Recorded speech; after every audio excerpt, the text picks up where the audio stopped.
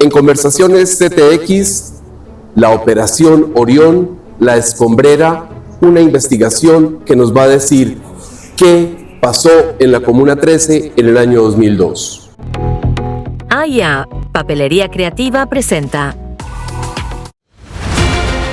En CTX, Conversaciones. CTX, la contundencia de los hechos. Bienvenidos a Conversaciones CTX. El año anterior, el Consejo de Medellín hizo un análisis juicioso, una investigación académica sobre lo que ocurrió en la Comuna 13 antes de la Operación Orión, durante la Operación Orión y después. Esa es la verdad de lo que pasó en esa comuna que estaba cooptada por diferentes factores de violencia, actores armados y actores, obviamente, del narcoterrorismo. Vamos a conversar con el doctor Julio González Villa sobre esa investigación que él lideró en el Consejo de Medellín el año antepasado. Doctor, bienvenido. Doctor Jaime, muchas gracias por esta invitación. Yo quería arrancar con una aclaración, porque todo el mundo habla de la Operación Orión. Y la operación grave no fue la Operación Orión. Lo que pasa es que esto está como mal explicado. Efectivamente, yo hice unos análisis en el Consejo de Medellín en el año 2023. Sí, señor. 2023. Ya en el 2024 yo no era concejal y apenas estamos empezando el 2025. Pero hace un año largo hicimos estas precisiones. La operación que generó bulla, de la cual las madres de la Comuna 13 cada año celebran su aniversario. ¿Las madres de la Candelaria? No. ¿Son otras? No, son otras. Okay. Estas son unas personas que vivían en la Comuna 13 y que cada año salen a recordar qué fue lo que pasó en la Comuna 13. No fue la Operación Orión, fue la Operación Mariscal. Y eso es muy importante, Mariscal. Estamos en el gobierno no de Álvaro Uribe Vélez, que ese es otro tema que la gente no tiene claro. A Uribe le imputan todo y resulta que este cuento le estalló a Uribe en las manos. Pero la Operación Mariscal, que es a la que yo me quiero referir, es una operación entre febrero y octubre del 2002. Fíjense las fechas. Febrero. En febrero del 2002 el presidente es Andrés Pastrana Arango y él dirige las fuerzas militares. Y allá están, creo que el comandante de la policía de Antioquia, lo que era Leonardo Gallego. Sí, señor. Muy bien, Pastrana, Leonardo Gallego. Creo que también estaba el general Mario Montoya. Pero eso es 2002. O sea, Uribe toma la presidencia el 7 de agosto del 2002. Y esto es un tema que arranca en febrero del 2002, planeado desde el 2001. O sea, esto es gobierno de Andrés Pastrana Arango. Y fueron varias las operaciones. Inclusive se dice que las operaciones tenían nombre por el mes del año. Por el mes del año. Entonces tengo la siguiente. Mariscal. Se llama Mariscal porque fue en mayo del 2002. Sí. Antorcha, porque fue en agosto. No se había posicionado Uribe. Y Orión, octubre. Estaba posicionado Uribe, pero Uribe llevaba un mes y medio. Entonces dígame usted, mes y medio como comandante de las Fuerzas Armadas, de una serie de operaciones que vienen del gobierno de Pastrana, a mí me parece injusto que se la imputen al presidente Uribe. Ese es el primer punto que hay que aclarar. Pero discúlpeme, de esa operación Mariscal, que se extiende en el tiempo con otras operaciones de menor valor, de esa operación Mariscal es de la que hay denuncias, y procesos de desaparición y todo lo demás, según me contaba usted en anteriores oportunidades. Correcto, es que la operación del escándalo es Mariscal. O sea, ¿qué pasó en la operación Mariscal? Que la Comuna 13 estaba invadida, ocupada por grupos al margen de la ley. Allá estaban las FARC, allá estaban un grupo que se llamaba los Comandos Armados del Pueblo, los CAP. Las FARC, y estaba el ELN. Y ellos son enemigos. Y también estaban los paramilitares, eso también hay que decirlo. Claro, claro, habían paramilitares. Claro. Entonces había una lucha y en la mitad estaba la población civil. O sea, hubo ausencia de Estado. ¿Por qué se permitió que las FARC, y esos son los problemas, por qué las FARC dejaron sus reductos rurales y terminan en la ciudad de Medellín disputando con el ELN y con Comandos Armados del Pueblo barrios de Medellín por el proceso de paz con las FARC?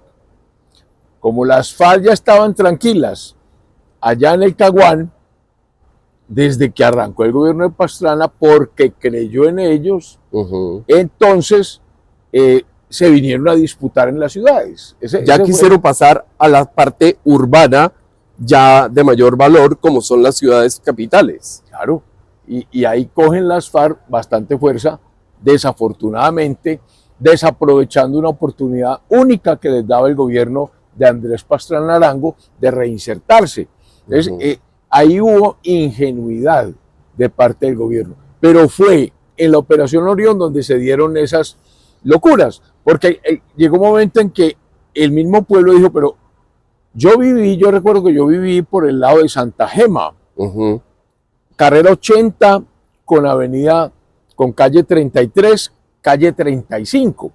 Esto es cerca de la Comuna 13. Claro. La Comuna 13 está ahí, San Javier. Arriba de la Castellana está Santa Rita, Simón Bolívar y luego San Javier. Y eso es Comuna 13. Y recuerdo gente de la Castellana que advertía que en algunas oportunidades llegaban disparos a sus alas. O sea, que hubo quiebra de vidrios con disparos de armas de largo alcance. ¿Qué significa? Que cualquier balacera que había en el barrio de las Independencias, 20 de julio, San Javier, una bala perdida llegaba a la Castellana. Claro, es que son 500, 600 metros en realidad. Puede que sea un poquito más, pero un fusil tiene alcance de más de 1 kilómetro. Claro. De más de 1 kilómetro. Entonces, esa era la situación. Esto estaba en manos de los grupos armados, eran los que mandaban. Es decir, no había presencia. No había presencia y las mismas gentes estaban preocupadas. Eso obliga al presidente Pastrana definitivamente a acabar los diálogos con las FARC y a retomar.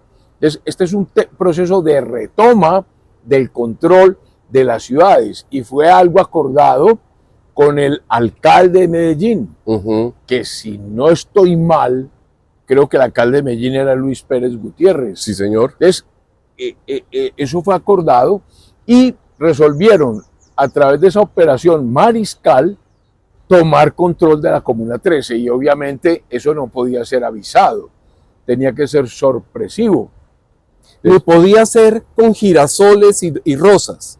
Era una operación militar que requería una fuerza de choque muy importante para combatir a unas FARC refortalecidas, repotencializadas, con varios años de crecer en todos sus negocios ilícitos y por lo tanto fortalecerse militarmente y también políticamente. Y que estaba en guerra con el ELN. Claro. Es que estamos hablando de un proceso de hace 20 años y se está repitiendo hoy. ¿Por qué el tema del Catatumbo? Cuando uno lee los decretos de conmoción interior que acaba de dictar el decreto, dice, porque las FARC que quedaron, ¿cuáles quedaron? La segunda Marquetalia. El Estado Mayor Central. El Estado Mayor Central, que se salieron del proceso de paz, están en guerra con el ELN y en guerra con grupos armados organizados como los Pelusos. Claro. Entonces, es lo mismo. Hace 20 años, las FARC y el ELN se agarraron a bala en esta Comuna 13 a ver quién tenía el control. Es decir, cuando el Estado no controla, ellos mismos se hacen la guerra para ver quién es el que manda. Eso fue lo que pasó en la operación Mariscal. Quisiera preguntarle, ¿qué papel tenía o qué pasaba en la Escombrera antes de Mariscal, durante Mariscal y después en Orión? ¿Qué pasaba en ese sector? ¿Quién controlaba esa fosa común? ¿Quién controlaba ese sector realmente? A ver, yo creo que no podemos hablar de fosa común. Perfecto. Pero era una escombrera. ¿Qué es una escombrera? Resulta que yo fui gerente de empresas varias por allá en el año 94. Sí. Y empresas varias maneja las basuras, los desechos. Teníamos un problema. ¿Qué hacer con los escombros? ¿Cómo así que escombros? Que había que hacer demoliciones porque hay cambio de casas a edificios. Entonces, esos escombros no podían tener la disposición de un desecho de basura. O sea, no podíamos dejar o permitir que volvieran, que los rellenos sanitarios, que es diseñado para desechos que se descomponen, que son basura, reciban escombros. Eso Claro. se volvió un problema. Entonces se pensó en habilitar espacios en la ciudad para recibir escombros.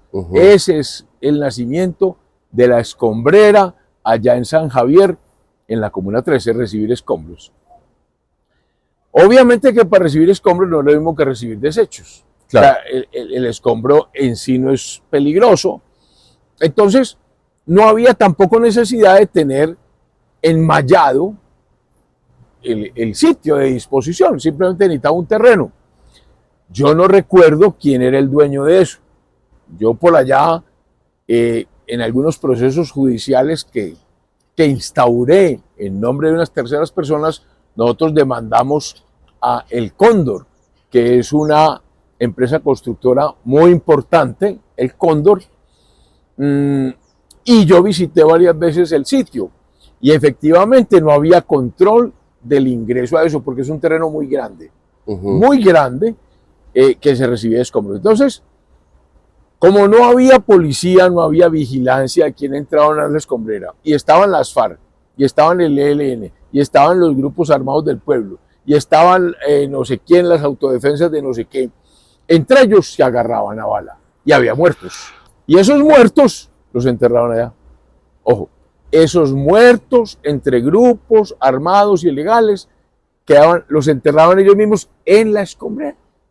Entonces, no pueden llegar a decir que esto es un crimen de Estado, sino que es una partida de criminales que enterraban sus propios muertos. Ahora, ¿significa eso, doctor Jaime, que todos sean bandidos? No todos son bandidos. ¿Por qué? Porque hubo abusos. Como no había presencia de Estado, pues cualquier grupo daba una orden, no la cumplían y cogían a una señora, a una muchacha, a un muchacho que no era ni el uno ni el otro y lo mataban. Claro. Porque no había Estado. Entonces ahí es donde aparecen ahora. Entonces, había muertos, y yo estoy seguro que hay más muertos. Claro. O sea, yo creo que el primer error del Estado es decir, allá no hay muertos. Allá sí hay muertos. Allá sí hay muertos y están enterrados y hace muchos años. Y es la lógica de lo que pasaba en el territorio que lo puede llevar a uno a asegurar que allá hay... No, muertos sí hay. Claro. Muertos sí hay porque no había presencia de Estado. Claro. Por eso se hizo la Operación Mariscal. Ahora bien, en la Operación Mariscal hubo muertos civiles que no eran de esos grupos armados. Nada raro. Nada raro porque fueron varios días o muchas horas. Las noticias hablan de que empezó la Operación Mariscal como a las 4 de la mañana, nadie sabía nada, llega el ejército, llega la policía y lo reciben a bala. Claro. Entonces, si a un soldado lo reciben a bala, ¿qué responde el soldado? Con bala. Y entonces es probable que en esos cruces de bala, desafortunadamente, hayan muertos civiles en la Operación Mariscal. Se habla de un bebé o 2 bebés, si eso es posible. Y eso duró todo un día. Ujú. Entonces, imagínense todo un día de bala por aquí, bala por allá. Y la población civil estaba metida en la mitad. Ese fue un problema. Mal diseño de la operación. Yo no sé de táctica militar, de estrategia militar, pero hubo sacrificios de vidas humanas.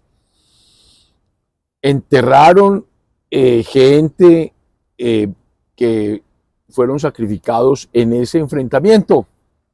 No creo, porque no debió haber mucho tiempo. No debió haber mucho tiempo. Entonces, yo lo que creo es que los muertos que hay enterrados en las fosas es o posterior o anterior. ¿Por qué posterior? Porque esa operación hubo que suspenderla, la operación Mariscal, porque las gentes estaban desesperadas todo un día escondiéndose debajo de los colchones hasta que salen a decir, y salieron con sábanas blancas, Sí. con banderas blancas y desesperados. Y entonces se suspendió, digamos que la operación militar. Se suspendió la operación militar y después de esa suspensión, ¿qué viene? Me imagino que una acción de investigativa. ¿Quién más hay? ¿Quiénes son del ELN? ¿Quiénes son de las FARC? Porque no es que eran grupos que llegaban y se iban. Es decir, había grupos inmersos, controlando edificios, controlando edificaciones vacías. Entonces, ahí pudieron haber resultado otros muertos. Y muy probablemente los metieron en la escombrera. Esa es la operación Mariscal. Vamos a un corte comercial y continuamos en Conversaciones CTX. Necesita un cuaderno y un bolígrafo de última hora. ¿Se le olvidó el regalo? ¿Se acordó de las fotocopias o de las impresiones y ya es tarde? ¿Está sin el seguro obligatorio para su vehículo? Papelería Creativa A&A es su centro de soluciones. Aquí encontrará los útiles y los regalos que necesita, todo con la mayor calidad y el mejor servicio. Papelería Creativa A&A es su centro de soluciones. Quiero enviar un saludo especial a todos los colombianos patriotas, a esos que entienden que esta es nuestra bandera y que es nuestra piel, a esos que han entendido que el guerrillero Gustavo Petro y su pacto de delincuentes nos llevan mal, y a todas esas personas que se han sumado a esa voz de protesta del fuera Petro, a todos los que me han apoyado, a todos los que me han respaldado. Hoy les quiero ofrecer esta gorra, mire, fuera Petro. Es una gorra muy bonita, de un excelente material. Los invito a todos ustedes para que me apoyen en este emprendimiento. Despachos a todas las regiones y a todos los rincones del país. Y seguimos en Conversaciones CTX con el doctor Julio González Villa, exconcejal de la ciudad, que investigó de manera muy rigurosa lo que ocurrió en la Comuna 13 antes, durante y después de la Operación Orión. Llega entonces el presidente Uribe, en este momento, asume el poder el 7 de agosto de 2002 en una escalada de violencia espantosa. Las FARC lanzaron cilindros bomba a discreción en la ciudad de Bogotá, incluso contra el Palacio de Nariño. Ese es el ambiente que hay para recibir a Álvaro Uribe. Y viene octubre con la Operación Orión. ¿Qué ocurre en ese momento, doctor? No, yo creo que vino entonces la Operación Orión. Uribe entonces lleva un mes de presidente de la República. Agosto 7, septiembre 7, octubre, o 2 meses, pues eso es lo que lleva Uribe. 2 meses y ya estaba diseñada la Operación Orión. Él no llegó a descabezar a todo el ejército y a todas las Fuerzas Armadas. Él hizo unos cambios en la cúpula, pero hubo generales que se quedaron, entre ellos el general Mario Montoya. Mario Montoya venía del gobierno de Pastrana y él asume un papel importante. Entonces viene la Operación Orión, esa sí es la Operación Orión. Pero en la Operación Orión, cuando uno ve las películas, los videos, lo que hay, todos esos videos son de la Operación Mariscal. Es que la operación, la que pudo haber incurrido en errores, es la Operación Mariscal. Lo que pasa es que alguien de mala fe, le ha achacado todo eso a Uribe. Y le dicen que eso es Operación Orión. Y no, la operación del compleja, la difícil de explicar o de justificar y en la que se pudieron haber cometido muchos errores, fue la Operación Mariscal. Ahora bien, que en la Operación Orión, ya el presidente Uribe, recién llegado, pudieron haber errores, probablemente, pero los desaparecidos y todo el escándalo de la Comuna 13 no es de la Operación Orión, es de la Operación Mariscal, sin negar que pudieron haber habido otras cosas. Entonces uno puede resumir la cosa de esta manera. Yo creo que el error es decir que en la escombrera no hay muertos. Yo creo que eso es un error. Yo creo que sí hay. Pero de muchos años de violencias entre grupos armados ilegales, entre ajustes de cuentas, y yo no creo que el Estado haya enterrado muertos allá, porque el Estado, los muertos que hubo en la Operación Mariscal, se reconocieron. 8 o 10 personas, y entonces se reconocieron, y el Estado tendrá que reconocer eso. Lo que no puede uno negar es que no hay muertos, y van a encontrar, pero decir que esos muertos son del presidente Uribe, eso es una absoluta irresponsabilidad e injusticia. Y entonces eso es lo que yo creo que hay que aclarar con estas operaciones militares, y no hacer política con eso. Es que hacer política con el dolor de las víctimas, con el dolor de estas madres que tienen a sus hijos desaparecidos, es instrumentalizarlas para vender un relato, el relato de Uribe manejando, las cuchas tienen razón, porque fue Uribe en la Operación Orión el que les desapareció a sus hijos, y eso es invisibilizar a esas madres y a esas víctimas. E invisibilizar la verdad, porque la verdad fue la Operación Mariscal, 21 de mayo del 2002, 12 horas y media de un enfrentamiento armado en la Comuna 13. Y eso fue el presidente Andrés Pastrana Arango, eso no es de Uribe. Entonces uno no puede jugar con la verdad. Aquí el responsable debe responder. Fue porque en la Operación Mariscal actuó toda clase de grupos armados, no solamente fue el ejército. Yo creo que también hubo aviación, yo creo que hubo policía, yo creo que hubo infantería de marina, porque de hecho la infantería de marina hizo presencia tanto en Mariscal como en Orión. Correcto.